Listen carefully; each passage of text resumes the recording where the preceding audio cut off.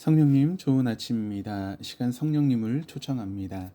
오늘도 내 안에 오셔서 하나님을 기쁘시게 드릴 것을 소원하게 해주세요. 오늘 말씀을 통해 구체적으로 무엇을 해야 할지를 깨닫게 해주세요. 깨달은 것을 삶 속에서 실천할 수 있도록 도와주세요. 아멘. 오늘 함께 나누실 하나님 말씀은 출애굽기 16장 1절에서 12절까지 말씀입니다. 제 16장.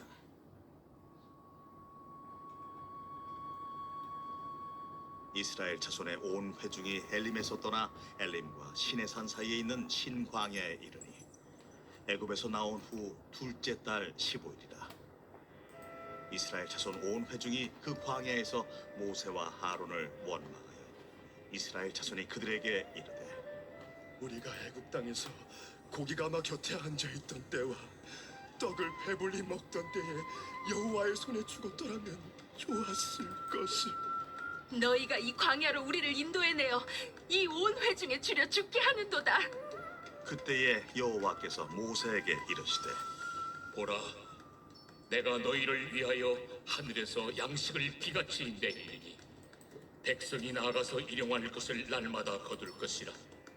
이같이 하여 그들이 내 율법을 준행하나 아니하나 내가 시험하리라. 여섯째 날에는 그들이 그 거둔 것을 준비할지니 날마다 걷던 것에 갑절이 되리라. 모세와 하론이 온 이스라엘 자손에게 이르되, 저녁이 되면 너희가 여호와께서 너희를 애굽 땅에서 인도하여 내셨음을 알 것이요, 아침에는 너희가 여호와의 영광을 보리니 이는 여호와께서 너희가 자기를 향하여 원망함을 들으셨습니다. 우리가 누구이기에 너희가 우리에게 대하여 원망하느냐? 여호와께서 저녁에는 너희에게 고기를 주어 먹이시고 아침에는 떡으로 배불리시리니 이는 여호와께서 자기를 향하여 너희가 원망하는 그 말을 들으셨습니다. 우리가 누구냐? 너희의 원망은 우리를 향하여 함이 아니요 여호와를 향하여 함이로다. 모세가 또 하론에게 이르되, 이스라엘 자손의 온 회중에게 말하기를 여호와께 가까이 나아오라. 여호와께서 너희의 원망함을 들으셨느니라 하라. 아론이 이스라엘 자손의 온 회중에게 말하며 그들이 광야를 바라보니 여호와의 영광이 구름 속에 나타나더라. 여호와께서 모세에게 말씀하여 이르시되, 내가 이스라엘 자손의 원망함을 들었노라. 그들에게 말하여 이르기를 너희가 해질 때에는 고기를 먹고 아침에는 떡으로 배부리니 내가 여호와 너희의 하나님인 줄 알리라 하라. 하나님의 인도하심을 받아서 이스라엘 자손은 한 곳에 이르게 되었습니다. 그곳에는 물이 있었지만 그런데 그 물은 써서 마실 수가 없었습니다. 그래서 그곳의 이름을 마라 쓴 것이라고 붙였습니다. 그 후 이스라엘 자손 하나님의 인도하심을 받아서 엘림에 이르게 되었습니다. 그곳에는 물샘이 12개나 있었고 종려나무가 70그루가 있었습니다. 그래서 그들은 해갈할 수 있었습니다. 우리 인생길에서 때로는 마라를 만날지라도 하나님은 우리를 궁극적으로 엘림으로 인도하십니다. 하나님께서 인도하시는 영원한 엘림이 하나님의 나라입니다. 1절입니다. 이스라엘 자손의 온 회중이 엘림에서 떠나 엘림과 시내산 사이에 있는 신광야에 이르니 애굽에서 나온 후 둘째 달 15일이라. 이스라엘 자손은 엘림에서 떠나야 했습니다. 거기에서 떠나기 싫었을지 모릅니다. 하지만 떠나야만 했습니다. 왜냐하면 그것은 하나님께서 말씀하신 종착점이 아니었기 때문입니다. 때로는 우리 인생에도 꼭 머물고 싶은 엘림이 있을 수 있습니다. 거기에서 떠나지 않고 한평생 머물고 싶은 마음이 들기도 합니다. 그러나 하나님께서는 떠나게 하십니다. 거기가 종착점이 아니기 때문입니다. 우리 인생의 엘림은 자신이 가진 소유일 수도 있고 지위일 수도 있고 관계일 수도 있습니다. 이스라엘 자손이 신광야에 도착했을 때가 애굽에서 나온 후 둘째 달 15일이라고 합니다. 하나님께서 이스라엘 자손이 애굽을 떠나는 것을 영원히 기억하게 하려고 그때를 정월 초하루가 되게 하셨습니다. 그래서 14일 저녁에 어린 양을 잡아 잔치하고 그 다음 날인 15일에 라암셋을 떠났습니다. 그러니까 이스라엘 자손이 신광야에 도착한 것은 출애굽한 지 꼭 한 달이 지났을 때입니다. 그때 무슨 일이 있었는지 이렇게 증거합니다. 2절입니다. 이스라엘 자손 온 회중이 그 광야에서 모세와 아론을 원망하여. 이스라엘 자손은 모세와 아론에게 원망을 쏟아 부었습니다. 온 회중이라고 하는 말에서 느껴지는 것은 몇몇 사람들이 수군거린 정도가 아니라 이미 모세와 아론을 제하고는 사람들이 이미 모세와 아론을 원망하기로 의기투합이 된 상태임을 느끼게 해줍니다. 회중이라고 하는 단어를 헬라어로 번역할 때 시나고게라고 그렇게 번역을 합니다. 시나고게라고 하는 뜻은 회당입니다. 회당은 문자 그대로 모이는 집입니다. 그러니까 이스라엘 자손이 얼마나 집단적으로 모세와 아론을 원망했는지를 알 수 있습니다. 이스라엘 자손이 원망했던 이유가 이러하였습니다. 3절입니다. 이스라엘 자손이 그들에게 이르되 우리가 애굽 땅에서 고기 가마 곁에 앉아 있던 때와 떡을 배불리 먹던 때에 여호와의 손에 죽었더라면 좋았을 것을 너희가 이 광야로 우리를 인도해 내어 이 온 회중이 줄여줄게 하는도다. 원망의 이유는 먹을 것이 없다라고 하는 것이었습니다. 그들이 출애굽을 할 때 비상식량으로 먹을 것을 가지고 나왔다고 할지라도 한 달치를 들고 나오지는 않았을 것입니다. 그래서 그들이 아무리 많은 양식을 가지고 출애굽을 하였다 할지라도 이때는 이미 양식이 다 떨어진 그런 때가 되었을 것입니다. 그들이 애굽에 있을 때 고기 가마 곁에서 떡을 배불리 먹었던 때는 언제였습니까? 그들의 신분은 노예 신분이었습니다. 그러니 여러분, 노예가 배불리 먹으면 얼마나 배불리 먹을 수 있었겠습니까? 그들은 관독관들의 혹독한 감독 아래에서 고기 끓이는 일과 떡을 굽는 일에 종사함으로써 약간의 고기 맛을 볼 수 있었을지는 모르지만, 그러나 마치 그 시절이 화려했던 것처럼 배불리 먹었다라고 자랑 삼아 가장하는 것은 바르지 않은 행동일 것입니다. 우리가 과거를 회상한다면 그것은 현재를 어려움을 딛고 일어서기 위한 결단 때문이지, 과거에 함몰되어 현재에서 도피하려고 한다면 우리의 인생은 나락으로 떨어질 수밖에 없을 것입니다. 그래서 과거가 어떠했던지 자신의 현재를 가치 있고 소중하게 여겨야만 합니다. 현재를 소중하게 여겨야 과거가 가치 있고 의미 있게 해석될 수 있는 것입니다. 하나님께서 원망하는 이스라엘 자손에게 이렇게 응답하셨습니다. 4절입니다. 그때 여호와께서 모세에게 이르시되 보라, 내가 너희를 위하여 하늘에서 양식을 비같이 내리리니 백성이 나가서 일용할 것을 날마다 거둘 것이라. 이같이 하여 그들이 내 율법을 준행하나 아니하나 내가 시험하리라. 하나님은 참 좋으신 분이라는 것이 새삼 느껴지는 말씀입니다.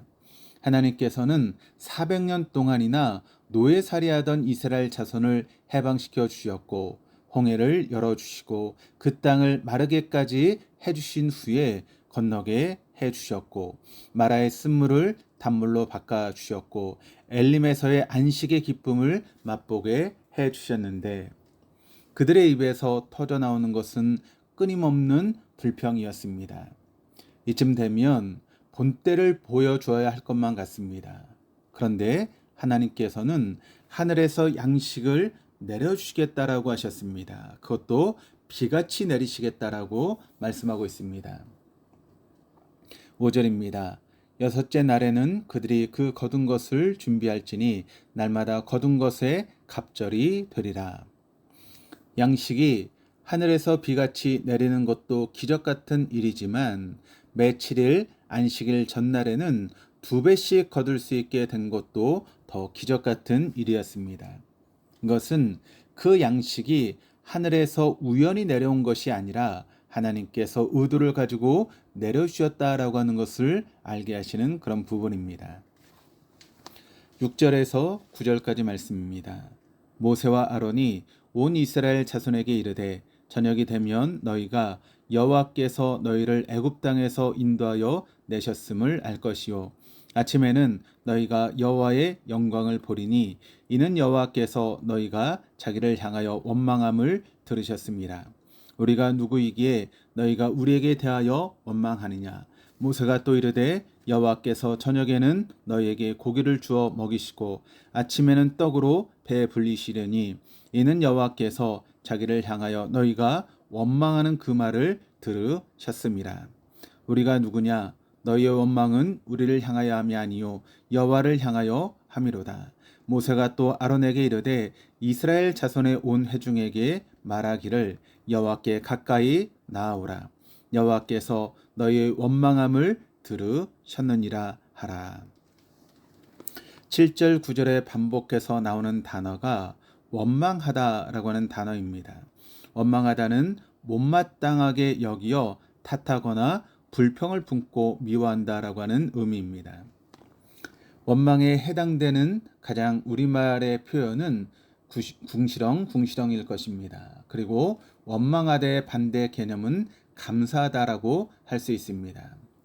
원망을 하거나 감사하지 못하는 것이 믿음 생활에서 나타나는 것은 하나님께서 내게 행하신 일이 마음에 들지 않고 못마땅하게 여겨질 때 나타나는 현상입니다. 하나님께서 나를 사랑하신다면 이러실 수가 있는가 하는 생각이 드는 것입니다. 이스라엘 자손이 표면적으로는 모세와 아론에게 원망의 말을 퍼붓고 미움의 말을 쏟아내지만 실상 그 모든 것은 하나님에 대한 것이었습니다. 그래서 모세는 8절에서 너희의 원망은 우리를 향하여 함이 아니요 여호와를 향하여 함이로다라고 말하고 있습니다. 하나님께서는 진실로 이스라엘 자손을 사랑하시고 그들을 긍휼히 여기셔서 여기까지 인도하셨습니다. 그러나 이스라엘 자손은 왜 우리를 꺼내주셨습니까? 라고 원망하는 것입니다. 하나님께서 이스라엘 자손을 여기까지 인도하신 것은 그들을 사랑하시기 때문입니다. 그러나 이스라엘 자손을 그것을 믿지 못했습니다. 더 정확하게 표현하면 믿지 않은 것입니다. 하지만 하나님께서는 이스라엘 자손에게 당신의 영광을 보여주셨습니다. 10절, 12절입니다. 아론이 이스라엘 자손의 온 회중에게 말하매 그들의 광야를 바라보니 여호와의 영광이 구름 속에 나타나더라. 여호와께서 모세에게 말씀하여 이르시되 내가 이스라엘 자손의 원망함을 들었노라. 그들에게 말하여 이르기를 너희가 해 질 때에는 고기를 먹고 아침에는 떡으로 배부르리니 내가 여호와 너희의 하나님인 줄 알리라 하라 하시니라. 이스라엘 자손은 끊임없이 원망을 쏟아내었음에도 하나님께서는 모든 사람이 다 볼 수 있도록 광야에 하나님의 영광을 드러내어 주셨습니다. 히브리어로 광야를 미드바르라고 합니다. 그리고 헬라어로는 에레모스라고 합니다. 그 의미는 황량함, 버림받은 포기 등의 뜻을 가지고 있습니다. 고대의 광야는 물이 부족해서 풀과 같은 식물만 겨우 자랄 수 있는 황량한 곳이었고 사람이 잘 살 수 없는 곳이어서 버림받은 곳이자 사람이 그곳에 살기를 포기한 것으로 인식되었습니다.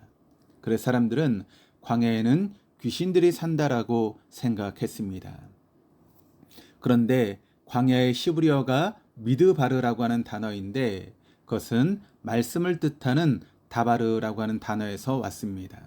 참 신비한 일입니다. 그 광야에서는 오직 하나님의 말씀을 통해서만 힘을 공급받고 삶의 의미와 용기를 얻을 수 있습니다. 우리의 인생이 광야에 있다고 느껴질 때는 세상의 것은 아무런 도움이 되지 않습니다. 물질도, 지위도, 명예도, 학문도 아무런 가치가 없게 느껴집니다. 그땐 오직 하나님의 말씀만이 나를 살리는 생명의 양식이 됩니다. 하나님께서 우리 각자에게 주신 양식이 무엇입니까? 그것이 재물이든 지위든 학문이나 재능이든 가족이든 그 무엇이든지 간에 하나님께서는 우리가 그것을 통해서 하나님의 말씀을 지키는 사람이 되고 하나님의 하나님 되심은 나타내는 통로로 삼기를 원하십니다. 그 삶을 신실하게 살아내기 위해서 오늘도 눈을 들어 하나님을 바라보십시다. 또한 우리 속에 세속적인 가치관을 추구하는 것이 있다면 그것을 버리고 생명의 가치관을 쫓아가십시다. 그리고 하나님께로 돌아가십시다. 그래야면 오늘 우리의 삶이 광야와 같다고 할지라도 그곳에 주님의 말씀이 가득할 것이며 하나님께서 공급하시는 양식을 맛보게 되실 것입니다. 기도하시겠습니다. 하나님 아버지, 하나님께서는 이스라엘 자손을 400년 동안의 노예살이에서 하나님의 방법으로 출애굽하게 해 주셨습니다. 그러나 그들은 마실 물이 없다고 원망했고 애굽 땅에서는 고기 가마 곁에 있었고 배불리 먹었다며 모세와 아론을 원망했습니다. 하지만 그것은 하나님의 인도하심을 수용하지 못하는 것이었고 하나님께 원망을 터뜨리는 것이었습니다. 하나님께서는 그런 이스라엘 자손을 벌하시거나 징계하지 않으시고 하늘에서 양식을 비같이 내려주시겠다고 약속하셨습니다.